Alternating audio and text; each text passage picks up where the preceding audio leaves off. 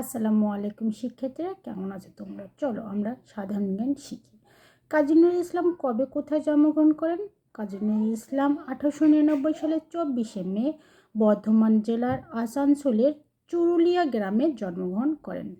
14 গ্রাম বুড়িচং স্থানগুলো কোথায় অবস্থিত? কুমিল্লায় অবস্থিত। পানছড়ি সীমান্তবর্তী স্থানটি কোন জেলায় অবস্থিত? খাগড়াছড়ি। চেচরা পাঁচবিবি স্থানগুলো কোথায় অবস্থিত? জয়পুরহাটে। বাংলাদেশের জাতীয় প্রতীকের ডিজাইনার কে? চিত্রশিল্পী কামরুল হাসান।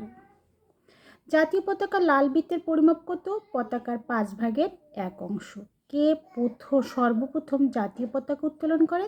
তৎকালীন ডাকসু ভিপি ম আব্দুর রব। বাংলাদেশের জাতীয় পতাকা দিবস কোনটি? 2রা মার্চ। তো শিক্ষার্থীরা আছে পর্যন্ত, ততক্ষণ পর্যন্ত তোমরা ভালো থেকো। আল্লাহ হাফেজ।